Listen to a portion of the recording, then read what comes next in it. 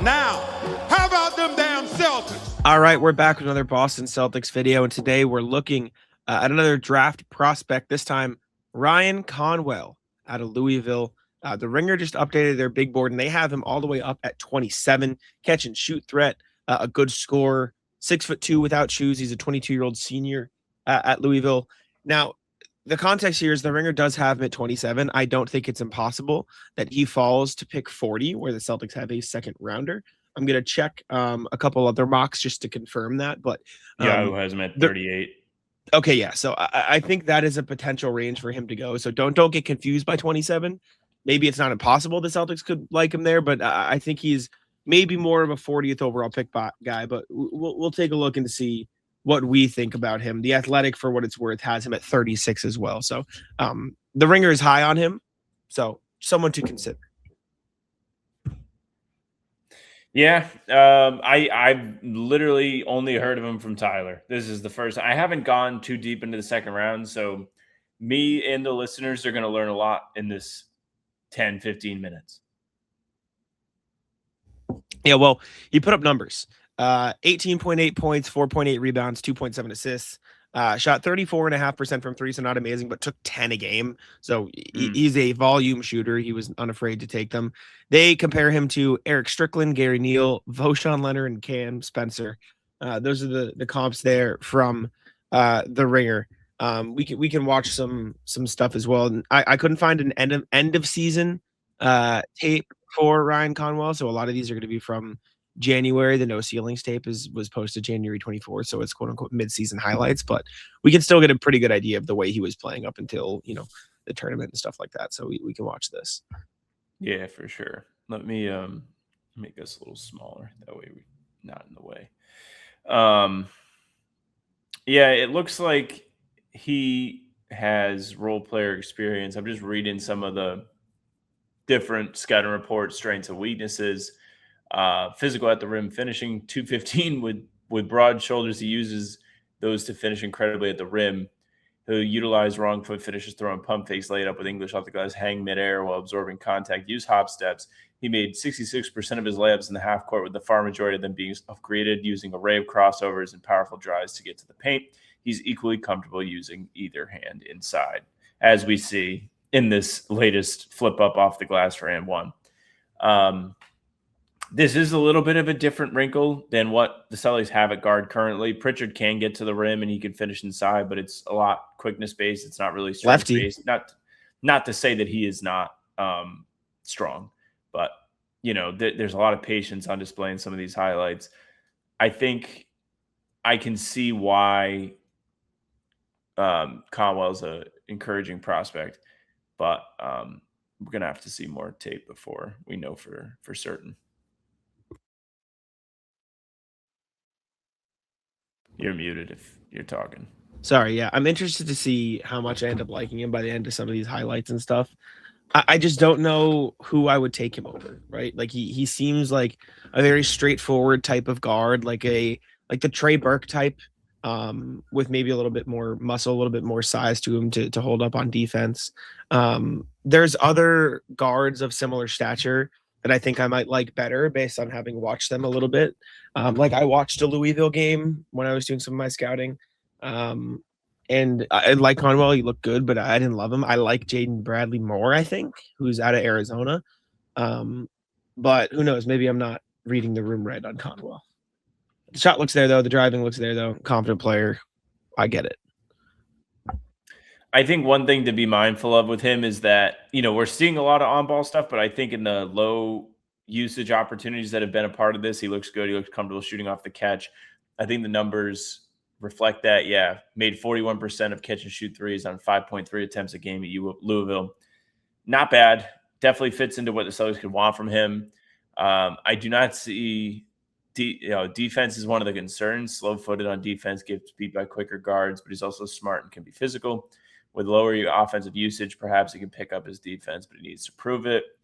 So I think, if you're going to be coming into the NBA as a smaller guard, you probably need to have proven to be able to be a good defender at the collegiate level.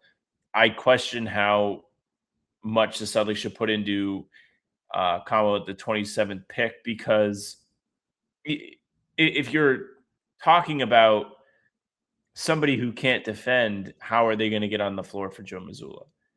And like that is a key to playing this rotation. If you truly feel like he has potential, upside type of stuff coming with him at 22 years old, then that's another thing. But again, 22 years old, probably physically where he's going to be for the most part, especially with a 215 frame at his size, definitely bulked out, filled out, has the strength that he's going to need at his size, but needs to be able to have shown a lot of defensive stuff in college to truly make you feel confident. Yeah, we can watch some of that too. I'll watch a little bit more of the scoring, and then we can go to playmaking and defense and stuff. But I mean, I get it. I think these types of guards are going to be a little bit more popular soon because I think they've been a little underrated for a while. And I think the Jalen Brunson title is probably going to bring them back into prominence a little bit. Like the guy who can just get you a bucket, the guy who can take the ball, he knows how to get to his spots, can shoot. Like, I think those players are underrated. I think the Peyton Pritchards of the world, the Ty Jeromes of the world, those types of players, Conwell, Bradley in Arizona, like those guys with experience in college, comfortable scoring, comfortable running the show at a high level, right? Like look at Colin Gillespie this year. Like he came out of nowhere and now he's just like a really good rotation piece. I think the examples of those types of just solid ball handling guards who can handle the ball, who can shoot, who can score, who can get to their spots, who can run an offense a little bit are going to be more and more popular with Jalen Brunson and what he did in New York. And I think Conwell can definitely fit into that mold at least a little bit as a potential bench piece in the NBA to start. And then I guess you can just see where he goes from there. But like you can see the mold, right? I get it. Yeah. I understand like where your head's at and where other people's heads at in that sense where based on this tape, it does look like he has the ability to create on his own. Looks like he's good at reading pick and roll situations too, and is comfortable with the ball in his hands. As the scouting report says, he can get downhill with his own creativity without needing picks too, which is definitely a positive. It's something I would like to see the Celtics add to some degree.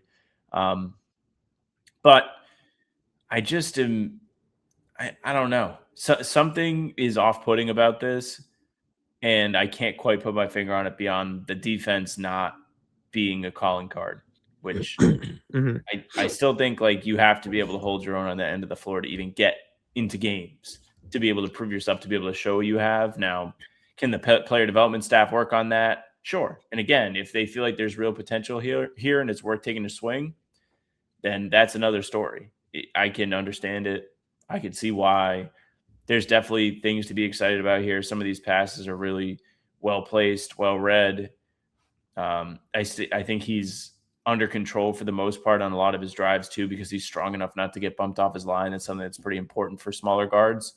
Even with Pritchard, like thinking about how he's been effective, he uses his size and also low point of gravity to bump defenders and hold his ground on paint drives to where he can hit the fadeaway. Like I'm sure spending time working with Pritchard could do some good things for Conwell too. And I can see the vision, but there are just so many other players I think I'd rather see them take at this pick. Yeah. For what it's worth, the Ringer does say he has a fire hydrant build, like kind of like Pritchard. He is about 20 pounds heavier than Pritchard and probably a little taller. So like you can get it. Like I could understand him trying to use that to his advantage. I still don't think the defense is great. It was listed as a weakness on the Ringer as well. So I think it's just, something he's going to have to work on in the NBA. We can watch a little bit here. I assume we're just going to see a lot of steals and some extra hustle plays, which is good, but probably not ideal for one-on-one defense in the NBA. He's fighting. I really like seeing help side blocks. He's out there. 6'3" guy. That was good defense. He's getting blown by a little too easily, though. Yeah. Listen, I get it, right? Like, I understand. Like, if Ryan Conwell was there at 40, I'd be like, cool, great. Yeah, yes. Get another guard in the system. But just looking at, just looking at it, it's tough. It's tough. And, like, his skill set's a little bit different than Shulga, too. Like, if you're going to keep both of them, which they probably wouldn't if they took a guard at 40.